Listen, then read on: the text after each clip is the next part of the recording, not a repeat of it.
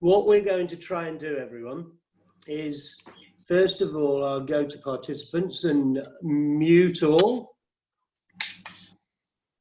There you go. So you're all muted. Sorry about that. Ben, could you try and come back on if you will? Yeah, I'm on.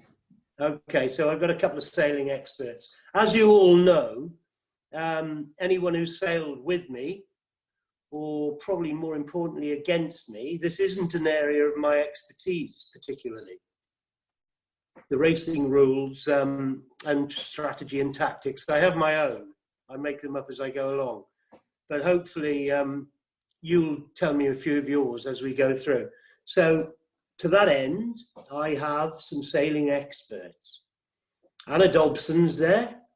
Anna is ex-youth squads of this country, sailing youth squads. I don't know whether it's Scottish or Olympic or what it was. Anna will tell us later.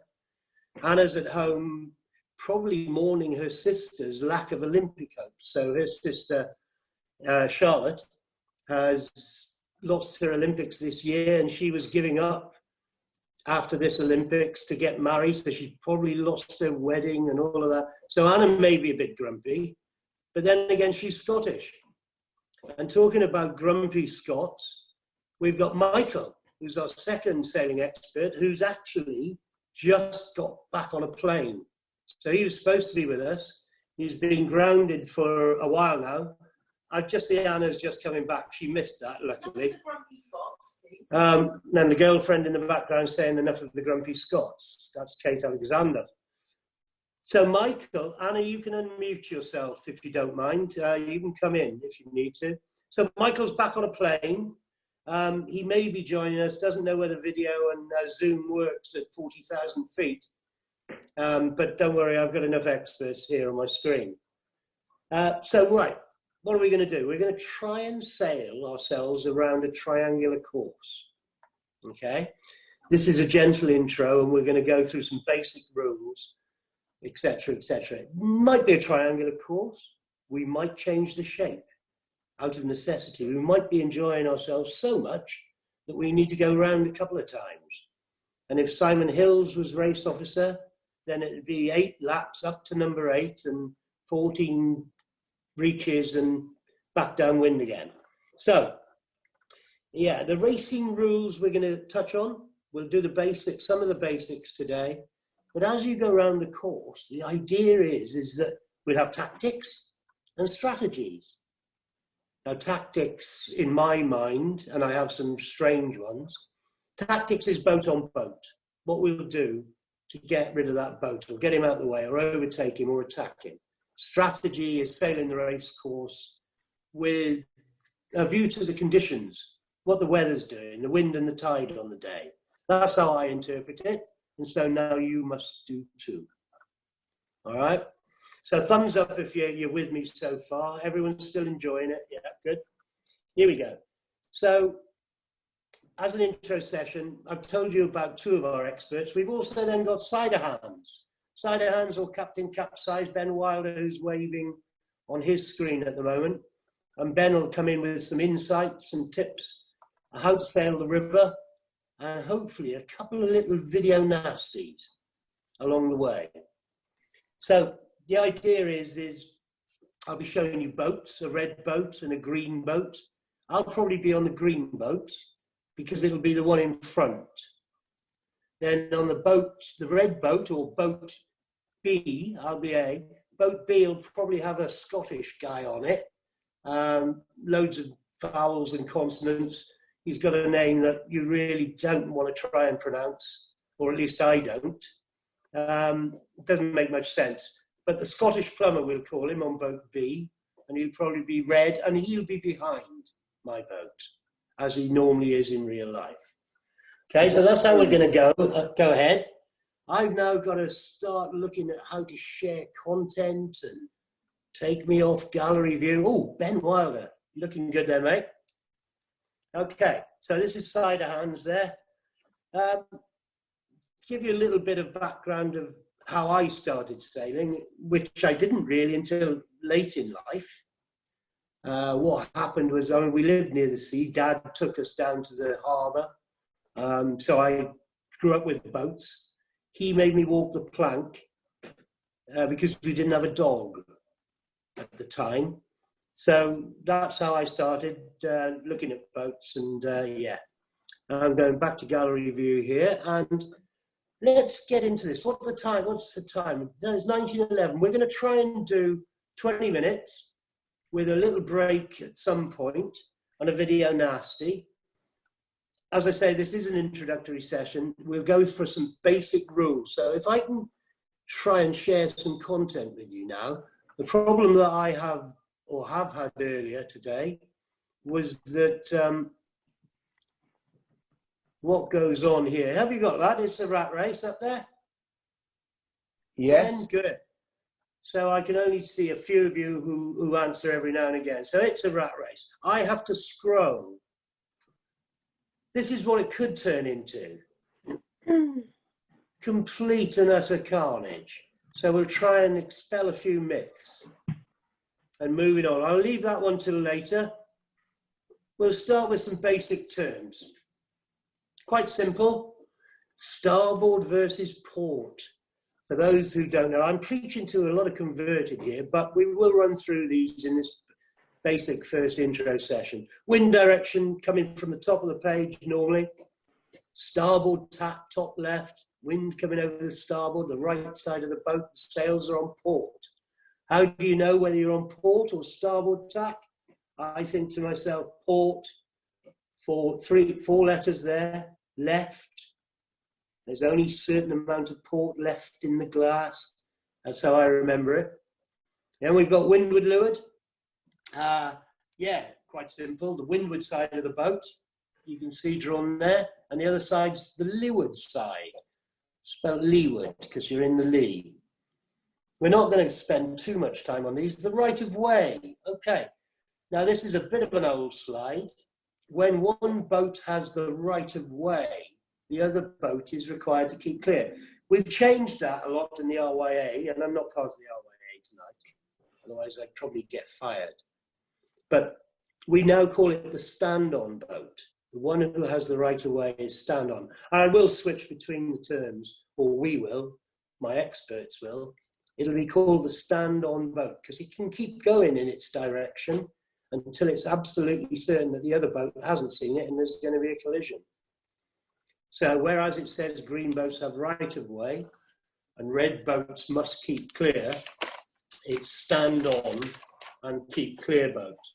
So just before we go any further, there's a couple of little things in the racing rules which I'll throw at you. When you decide to join a race, then that is purely the decision of your boat, okay, or the skipper on it.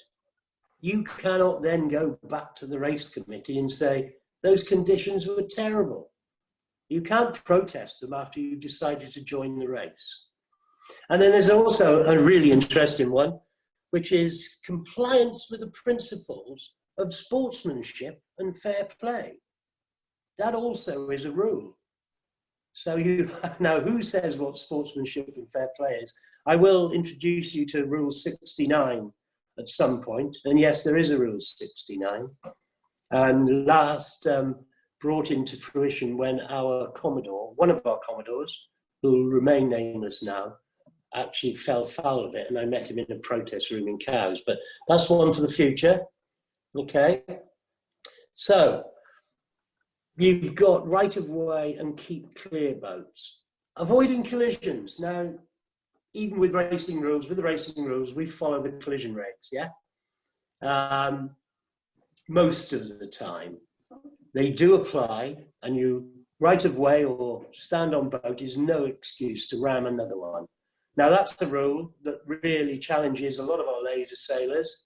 I don't know whether Andy Oliver and Warren are on here. I shouldn't really mention any names, but the right of way, stand on boat, has no real excuse to bang into another or cause a collision. That's at the bottom of this slide. Let's have a little look at the next one. So this is mostly terminology, overlap boats. And we'll come to this again at the end of this little chat, because in a boat overlap to leeward has the right of way. or is the stand-on boat? If you're not overlapped and it shows there where you're clear ahead, perhaps I can sketch on this one. So you have a look at this line here. That's important. The boat is clear ahead because not one part of this boat is actually overlapped with the transom. And I'll come into a bit more detail on that one later, because it talks about whether you've got a bowsprit, whether you've got a rudder sticking out of the back of your dinghy. Okay, so you are overlapped to leeward if a part of your boat in its rightful position, its correct position, is forward of a line across the transom of the red boat there showing. So these are just basic terms used to try and get you into it. The wind direction, again, is always at the top. And other terms, close hauled, you might hear beating, boat sailing close to the wind direction as possible. Head to wind, a boat pointed straight into the wind, sails luffing. Inside, now these are a little bit awkward. I'm not going to go into inside and outside boats too much, because as we go up our course, our triangular course over the next, weeks, possibly months, see how long we got lockdown, we will talk about inside and outside boats' position between others and the mark. Proper course. Now here's an interesting one. Anybody expand on what it says there? The course the boat would sail to get to the next mark as quickly as possible. Yeah, Anna, is that really as if there's no other boats on the course, yeah? What do you think about proper course? I can't remember what it says in the rules, but it's basically like reasonable. It talks about a reasonable course that you must sail. For example, an advantage of someone else, and you don't want them to tack, you can't sail them beyond your reasonable proper course. These are racing rules. So it's about if you were to sail around. Yeah, it's an interpretation of reasonability. Absolutely. So we've had a few discussions on that. Sorry if I interrupted, Simon. Discussions on that. Yeah, Ben. So this pertains to sailing on our reach on the Thames. So, and with your proper course, if you're going, let's say, downwind or upwind, regardless, you've got tide to fight. And the tide is weaker in the middle or in the sides, depending on the stage of the tide. Your proper course might not appear proper to someone else, in that your proper course might be to get out of the tide, but that might be put someone in a tricky situation. And they might think that you're pushing them out into the river for just bolshy reasons. How do you gauge what your proper course is when there are things like tide and stuff like that at play? Okay, so do you want Anna? Well, so I think the proper course relates mostly to the edges. So if you've got your window mark here and your start line here, and if you drew like a big triangle here, so on the river, like the entire water is part of a reasonable sailing area, so it shouldn't really apply. It'd only apply at the mark if you sail someone past a mark. If you are coming around like the wing mark, for example, and you've decided you want to go off on a reach to get into the lesser tide, or rather than going downwind, they could argue proper course there, because you're making a tactical call that isn't necessarily. Yeah, I've got that. So I'll give you a practical example. We've got a mark up here, wind's coming down here, and I've had this, interestingly enough, Mr. Simon Hills was involved. Now, I can't remember whether I heard the protest afterwards or whether I was in a boat. I'll keep quiet for now. But of course, you've got a huge tide also coming up with the wind, I think, in this situation. Let's just get rid of the wind for a moment. More importantly here was a load of tide. People coming up this two banks of the river, some people coming up this way. So we had boats coming up here, and they had to choose, let's say we're downwind, they had to choose when to go across the river to get around that mark, okay? And we had other boats also ahead of them up here. Now, this boat, I won't name names now, sailed its proper course there, because sailing in that direction, the tide was washing them across to the mark, okay? Obviously, that boat at that point in time sailed the boat outside him into submission.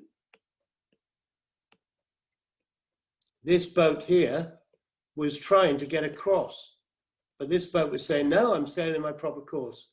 So it's an interesting one.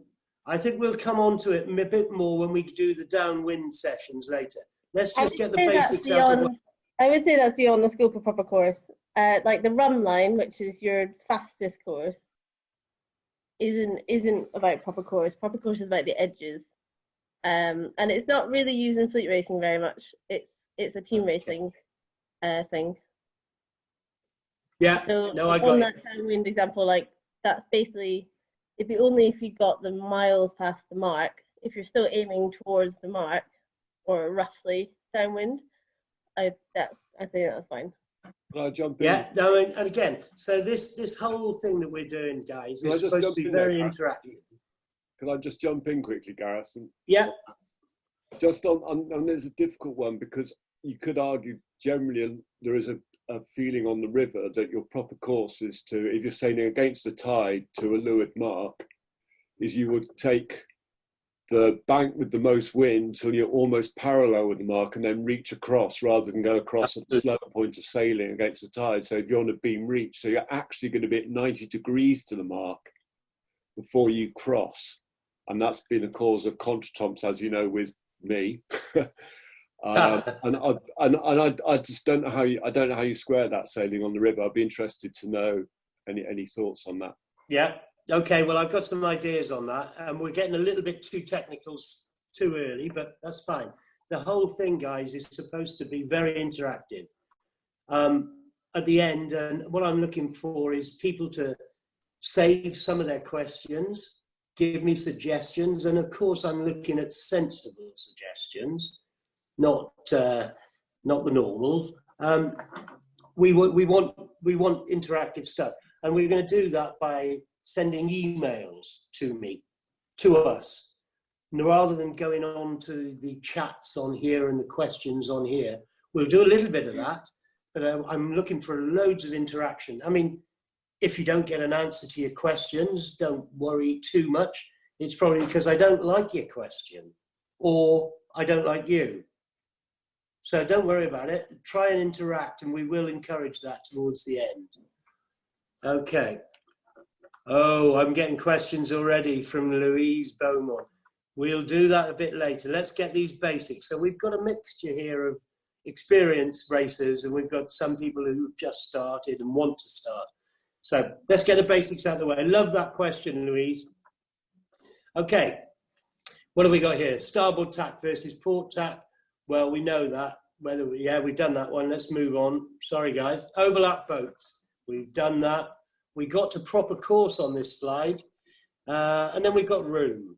The space a boat needs to maneuver properly, given conditions. Okay, that'll come in. Mark, room. We'll also hear the words water, all of that kind of thing. I'm whizzing through a little bit because we're already at 25 minutes here. Two boats converging on opposite tacks. Well, again, there's a bit of a mistake on that one there, because the port tack boat obviously must keep clear. Starboard tack boat has right of way, is stand on, but what is wrong with going this way? So that boat could also tack. That's not made clear there. Two boats overlap sailing on the same tack. We've already done that one at the moment. The windward boat must keep clear, because the green leeward boat is overlapped with him. All right, he's overlapped. On the other one, the other side, is the same kind of thing. You've got to give red time and room to keep clear during manoeuvres. So we'll come on to that. That's another very interesting one. Now I can't move on, and I don't know why. I do. Here we go. So basic right-of-way situations, we're going to get rid of that. When I find my eraser, there we go. Same tack, boats converging on different points of sail. We've got that, haven't we? That just shows another one, a port and starboard. Sorry, same tack boats here. One is to windward. It just shows very different directions of sail, but both boats are on port tack there. And as they get together, yeah, the red boat's got to give way, keep clear of the leeward boat. Okay, so we've done a few slides here. Let's just pause here for a minute and I'll go back to Ben. So Benny boy, have you got? We'll have a few questions from the audience, but then Ben, have you got a little video to show us anywhere? Let's bring in something that breaks up this brain fudge of all these basic racing rules and terminology.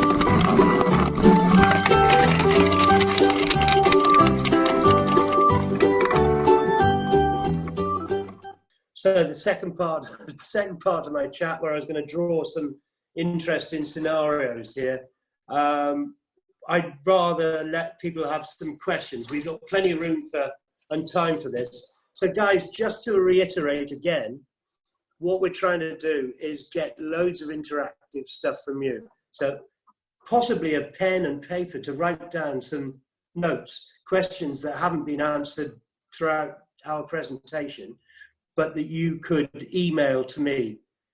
That would be good. I'm waterrat@hotmail.co.uk.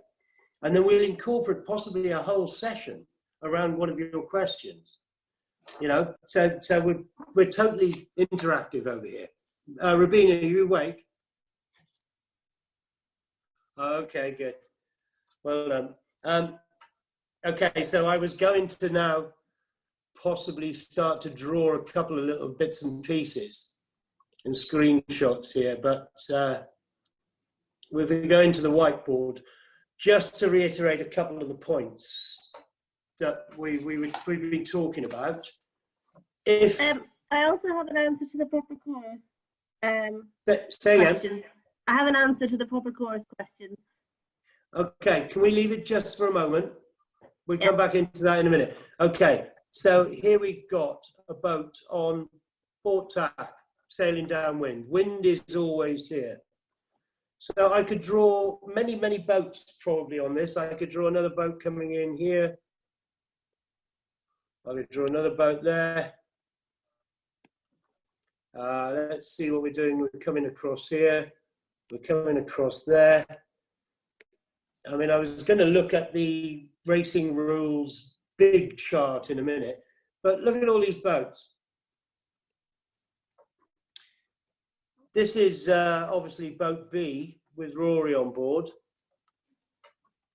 What has he got to do? What have all the other boats got to do? Have a little look at this scenario. Who has he got to give way to?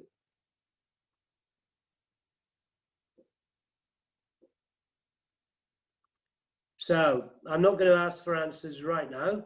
Just a little thought in your mind. I'm trying to get a red pen up, but I can't. I've only got a green on this, I'm afraid. Let me just have a little look here. Somebody's got a hand up that's over the top of my controls. Never mind. Okay, so that B boat, the point of this little sketch is basically if you're on port and you're running downwind, you're in the poo. The only boat that one has to give way to this is here. So have a little think about that. The others are either on starboard or downwind. So just beware when you're on port tack or port jibe running downwind. Only one has to give way. So that's a little thought. We're just throwing a few things out there at the moment. Coming back. Beverly, did you get that? Yes or no? Thumbs up. We'll unmute you all in a moment. Okay. We're very late now. Just a very basic introduction there, guys. Let's have a little look at unmuting everyone. So you're unmuted, but don't just jump in quite yet. What we want to do now is just check whether we've got any questions. So hands up first and give us a shout on what we've spoken about so far. Simon. I'd quite like to hear Anna's. Anna said she had an answer to her thoughts on the course, so I'd be quite interested to hear her thoughts on that. So, Anna. Okay. Okay. The proper course is the course that a boat would sail in the absence of other boats. Yeah. Okay. Okay. That's the definition. So obviously, if you are sailing a 49er with a spinnaker, your proper course will be massively different from vision with beginners. So the proper course that you use is that of the right-of-way boat. So if you, Simon, of the right-of-way boat. All right. Okay, that's interesting. That's good. So good yes, it does take into account tide. If, for example, you will be unfairly penalised by tide in a way that a 49er wouldn't. In terms of the burden of proof, live proper course, in any type of exchange, you should be getting a witness. So you both need witnesses. In any situation, you need witnesses. Yeah, so that's a really interesting one, Simon. I mean, of course, there were two lasers that were involved in the one I got involved in the protest room. And yes, I agreed with the guy who sailed the other laser around the wrong side of the mark, because that boat was sailing his proper course to do with the tide at the time. And it's a protest room. It's really vague. You'd have to go up there and draw it out. Hopefully somebody in the safety boat or somebody would have seen it. But basically, when that happens and the River Thames, let's just go and have a beer and talk about it. Because I think, Simon, for example, if you say you're coming down towards a leeward mark and there's two boats together on starboard, okay, and the mark's at let's say like 11 o'clock, so you want to be going left out the tide. You're the windward boat. If you've got a beginner to your leeward who's only comfortable on a training run, you cannot force them to sail by the lead just because it's your proper course. Right. Okay. Okay. So they can take you as far as they want within their means, because that's where they're comfortable and that's the course they sail without you there. Okay. Okay, I've got that one, and we can because we're going around the course, possibly triangular. That will come up again. That will definitely come up because we'll be sailing down the banks of the River Thames. I'll throw things into the whole sessions that we're doing, which enjoin river sailing as well as the general sailing out at sea, where proper course is slightly different because of the massive tide on the Thames. We'll also have riverbanks to contend with, and which way we can attack and defend going downwind. So I've got a few little ideas on that, and we can plan one whole session around it towards when we get round the course to that point. So if you're happy with that for now, we're getting on. Yeah, we're nearly up to 40 minutes from 7 o'clock. To finish off, I was going to talk to you about overlaps and how we break them and what the rule says, because it's a two-part rule. But I think we're going to start the next session with this now. Basically, if you're overlapped, whether you're leeward or windward, you have to give. If you're the giveaway boat or the keep clear boat, you have to give the other boat the ability to change direction in any direction he wants without making immediate contact. So we're gonna store that one in our head. There's two parts to that rule, and it's a complete conundrum. We could probably do 30 minutes on just that. So, guys, we are coming to the end of this one for this time. It's an introduction session. Next time we'll get straight into it, although we might have to tell other people the rules. We'll have a chat in a minute and we can throw some questions out. We're on the club Zoom, so there's no time limit. All I'm going to leave you with before we have a chat and take up anything you want to do is I have a correspondent who's been sending me in questions and this one comes from a Mr. Mole who lives on the riverbank in Putney. And his question is, I'm in the club bar drinking a pint of prime. Racing has started. It's 6 laps. Simon Hills is the race officer. Wind is southerly, 14 knots, gusting 27. The course is a 5-4-1 course, port to starboard. And the question is so therefore, roughly how long should I expect the race to take? And what time will they be back in the bar after showering? And the only answer I can think of here is, who cares? Anybody got any other answers to that one, that conundrum? Thank you very much to our correspondent, Mr. Mole from the riverbank in Putney. I'm sure he'll be sending some more in as we continue with these sessions. So, guys, in general from me, do get involved. We already got into a nitty-gritty, what's the proper course thing here. And we can do a session on just that going down the line. As long as we let beginners know, people who don't want to get into that nitty-gritty, but we also cater for those who've just started racing, that would be brilliant. Just looking down the list of participants, interesting, I can't work out, there's 16 of us in here at the moment. Hopefully when it goes out on YouTube, we'll get a few more in. There's a severe lack of laser sailors, Simon. Well, Most of those don't know the rules. I question why Andy Oliver and Warren Kendall aren't on here. Yeah. Kenneth, have you got anything for us? Are you unmuted? Did that help you at all in any way? This is all quite new to me. I've been around boats all my life, but I've never really been racing. So, there's just a lot to take in. So, but it's, really, I'm just kind of like trying to go through these. I think these are great sessions just to kind of absorb things very, on an osmosis type basis. So, yeah. Thanks. I was going to ask. Yeah, I would ask. When you do races on the river, do you always have like 3 marks, or do you just do 2 marks sometimes, or how many marks do you go around usually? Okay, so I could draw that out for you. In fact, I probably will. How do I get that? Here's a whiteboard.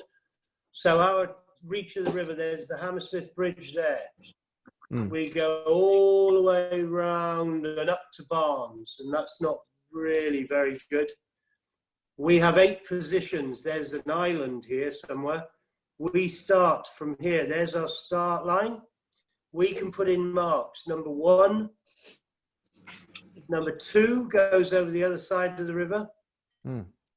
3, 4, 5, 6, which we hardly ever use, 7, and 8 is right up on the reach by Barnes.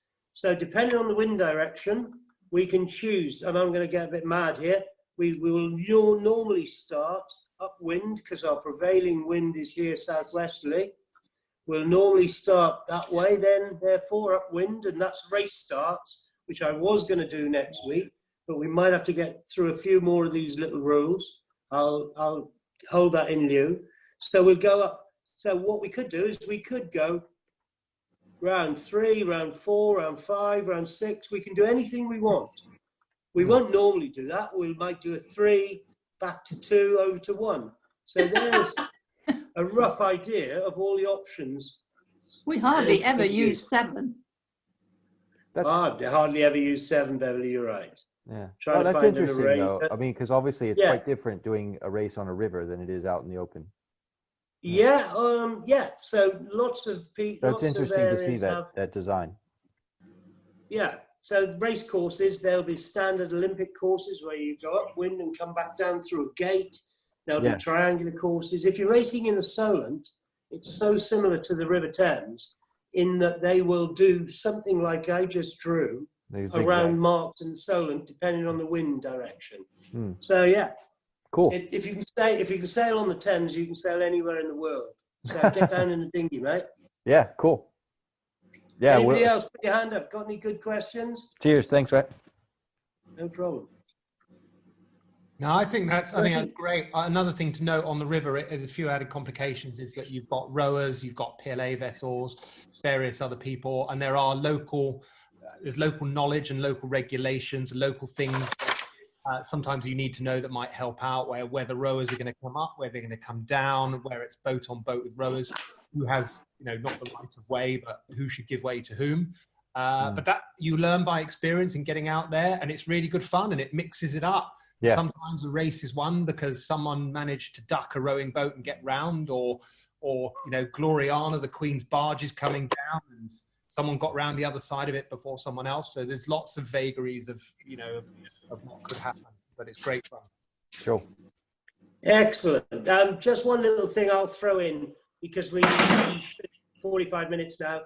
Don't want to get these things going on. I've learned something tonight where we can keep them short and snappy. Calls. What do you do if you're the stand-on boat and you've got a giveaway boat coming at you? What's the first thing you do? Tell them you're there. You've got to tell them you're there, otherwise you've got no rights afterwards. I don't think anyway. I think it's no good going up to a port boat and then you're 6 inches away and then suddenly bellow starboard at them. And I think that's what I was looking for. To do that, actually. They've got to hear you. Not I like shouting in a boat, right, of course, but... Not that we never hear you, exactly. Simon. I've got a more... That's what I was looking for, though, Simon, is the call of starboard. You shout it really loud and early, and only if they then don't respond when you have to take avoiding action. Starboard is a big one to shout. As Ben was referring to then, rowers. Shout really loud about rowers. Is this going on YouTube, Ben? Maybe. So technically the rowers might have rights over us on the River Thames, but they don't know it, so don't tell them that. Shout rowers really loud, really early. And you might hear up, up. So if you're on a big boat on the Solent, much more so. If you're the leeward boat and the windward boat is getting in your way, you're going to shout up, up. So to make them turn up into the wind to get out of your way. And we'll go on to that. That'll come in with race starts, because you can then trash them and drive them into the pontoon. Not that I'm advocating that. All right, so there's loads more here, guys. Thanks all. I'm going to stay on for about 5 minutes or so, so if you have got any more questions. But do send emails in. As I say, if you don't get a reply or we don't use your question, we don't like you or your question. But do get involved, participate, and get your mates involved as well. Right. Thanks a lot. Where do we email to? What are we just emailing you? Or waterrat@hotmail.co.uk. Okay.